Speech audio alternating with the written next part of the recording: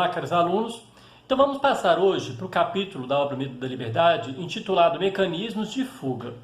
Nesse capítulo, Fromm ele vai iniciar a sua análise do período contemporâneo. A gente falava um pouquinho da Idade Média, da Idade Moderna, agora ele vai falar um pouquinho mais especificamente sobre o significado psicológico do fascismo e o conteúdo da liberdade nos sistemas autoritários, que a gente sabe aconteceram ali principalmente no século XX. Para isso, será necessário passar por uma descrição das premissas psicológicas que embasam seu argumento principal. Existem motivações inconscientes que impulsionam os indivíduos a agir e sentir e pensar da maneira como fazem. Então é exatamente essa ideia do inconsciente que é muito descartada em várias ocasiões. Ele vai lembrar que a psicologia acadêmica, ela, ao se aproximar das ciências naturais, ela acabou descartando essas forças inconscientes que eram o principal foco da psicanálise. Daí a gente vê a sua importância. Mas, falando sobre elas, nós poderíamos também levantar um outro questionamento. A compreensão dos indivíduos, ela pode gerar uma compreensão psicológica dos grupos ou da sociedade? Para Fromm, a resposta é sempre afirmativa. O que ele vai dizer? Todo grupo consiste de indivíduos e apenas de indivíduos, e os mecanismos psicológicos que constataremos estarem agindo em um grupo. Por conseguinte, só podem ser mecanismos que agem nos indivíduos. Ao estudar a psicologia individual como fundamento da psicanálise social, realizamos algo que pode ser comparado ao estudo de um objeto ao microscópio. Isso nos possibilita descobrir as próprias minúcias dos mecanismos psicológicos que observamos, agindo em maior escala no processo social. Se nossa análise dos fenômenos sociopsicológicos não for baseada no estudo pormenorizado do comportamento individual, carecerá de caráter empírico e, portanto, de validade. Ou seja, é lógico que a gente sabe que o Erich Fromm tem em mente a psicologia social, E é interessante, porque a sociedade é formada de quê? De indivíduos. Então eu vou analisar o indivíduo para tentar analisar a sociedade. Outra indagação também que a gente poderia trazer aqui seria a da validade de um estudo que parte de comportamentos de indivíduos considerados neuróticos. Então, a isso Fromm ele responde que os mesmos sintomas que aparecem nos indivíduos ditos normais são os mesmos que aparecem nos neuróticos, estão presentes em um e outro. Depende da intensidade, no neurótico ela aparece de forma mais acentuada. Além disso, o termo normal ou sadio, ele pode ser definido de duas maneiras, que é interessante. Uma delas seria a daquela pessoa que desempenha bem seu papel social.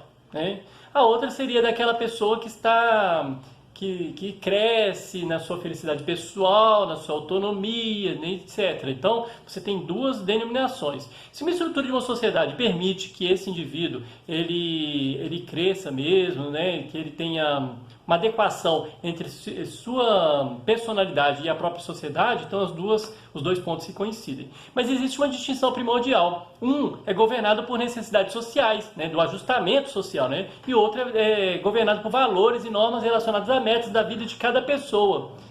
Os dois podem coincidir? Sim, mas nem sempre. Isso nos leva a uma inversão da visão que as pessoas costumam ter em relação ao neurótico. Estar simplesmente ajustado à sociedade pode ser sinal de que a pessoa renunciou ao seu próprio ego para se encaixar no papel social, perdendo inclusive sua espontaneidade, sua individualidade genuínas. Enquanto o neurótico é o contrário disso, ele tenta a todo custo resguardar o seu ego, E por isso acaba ele ficando frustrado em alguns momentos nessa tentativa, e isso se manifesta nos seus sintomas neuróticos. Então, basicamente é isso. Às vezes o normal é só alguém que foi ajustado, socialmente, Como nós temos visto, Fromm ele pretende passar de uma análise do indivíduo para a análise da sociedade, em sua psicologia social. Como o neurótico, no segundo sentido, lógico, ele acabaria entrando em confronto com a própria noção de sociedade, ao invés de falar de uma sociedade neurótica, ele prefere falar de uma sociedade oposta à felicidade ou à autorrealização humanas e assim por diante. Então, para não falar de sociedade neurótica, parece uma contradição, porque neurótico é exatamente aquele que se opõe, aquele que não se ajusta. Dito isso, ele vai passar a analisar os mecanismos de fuga decorrentes da insegurança do indivíduo isolado. Como nós já vimos, após serem rompidos os vínculos primários, né, a gente falou disso um pouquinho na Idade Média, também em relação ao próprio indivíduo, né, o ser humano ele possui dois caminhos para fugir do estado de impotência e solidão. Um deles é a progressão para uma liberdade positiva, né, relacionando espontaneamente com o mundo, pelo amor, pelo trabalho e sem renunciar à integridade do seu ego individual. O outro caminho é aquele em que o ser humano renuncia à sua liberdade para vencer a solidão e eliminar a brecha que se abriu entre ele e o mundo. Então ele pode tentar fugir da liberdade nesse momento, daí é o nome do livro, né? Essa segunda situação ela é insustentável, porque uma vez rompidos os vínculos primários, não há volta. A gente viu, né? Quando Adão e Eva saem do paraíso, eles não podem voltar mais, né? Apesar de inicialmente reduzir essa angústia, né, em frente à liberdade, isso faz com que o indivíduo se embrenhe em atividades automáticas, compulsivas e através de diversos mecanismos de fuga. Fromm ele vai focar naqueles mecanismos de fuga que possuem maior importância social para os fenômenos que ele deseja analisar, né? Então, porque ele quer analisar os fenômenos da sociedade fascista, né, principalmente os fenômenos autoritários, né, de um lado, e a democracia de outro. O primeiro mecanismo de fuga, né, é a tendência em renunciar à independência do ego individual e fundi-lo com alguém ou algo no mundo exterior, que figuraria como um vínculo secundário, porque o vínculo primário foi perdido lá atrás, né? Então você vai buscar algo para poder ser um novo vínculo, né? Isso se daria a partir da submissão ou a partir da dominação, como nos impulsos masoquistas e sádicos, respectivamente, né? E quando ele fala isso, ele não está restringindo esses impulsos apenas às pessoas ditas neuróticas, né? Mas também aos considerados normais, né? Aliás, os mecanismos de fuga eles são muito utilizados pelas pessoas normais, né? Visto que, como eu acabei de diferenciar, essas não costumam apresentar tendências neuróticas, né, explícitas. Então, elas buscam um mecanismo de fuga. E esse mecanismo de fuga, ele pode apresentar essas tendências.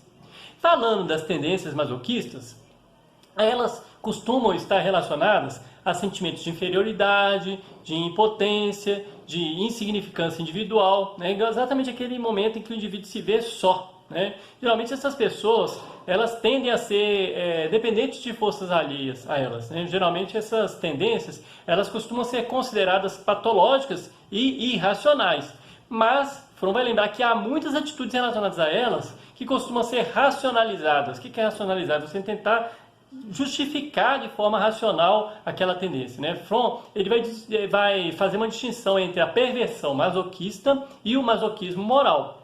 Mas em ambos, o que varia, segundo ele, é a intensidade das atitudes do indivíduo, né? Tanto em relação ao masoquismo moral, que seria um pouco menos intenso, né? E a perversão seria mais intenso.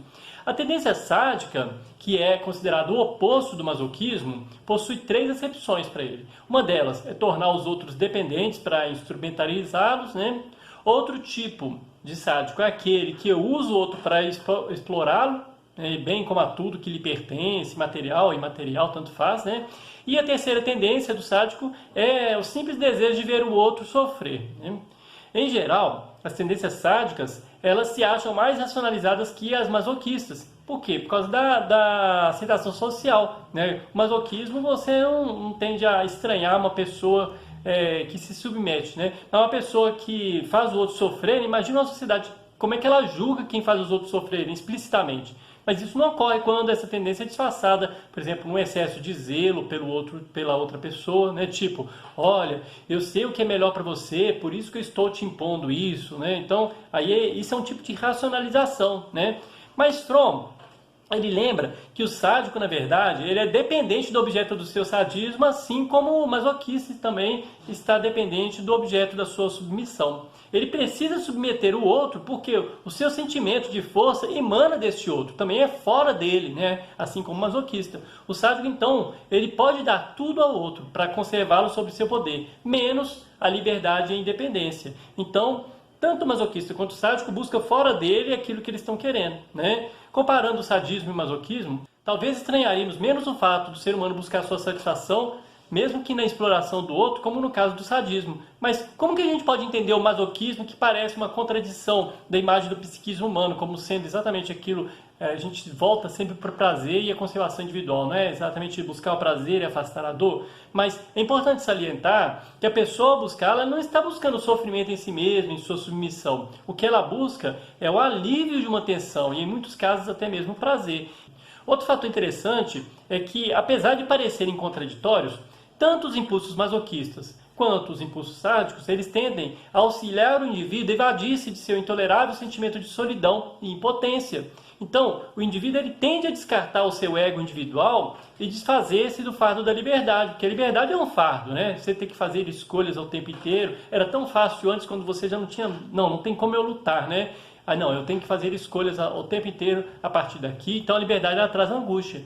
No caso do masoquista, isso é evidente. Mas o que é preciso ressaltar é que o masoquista acaba fazendo isso para integrar-se a um todo maior nessa negação de seu ego, né? E ele se sente como se fosse parte desse todo, apesar de viver no antagonismo entre ele e a figura de sua submissão, já que os vínculos primários, como eu disse, eles foram cortados. Ele acha que essa submissão pode preencher seu vazio e aniquilar sua angústia, mas não, né?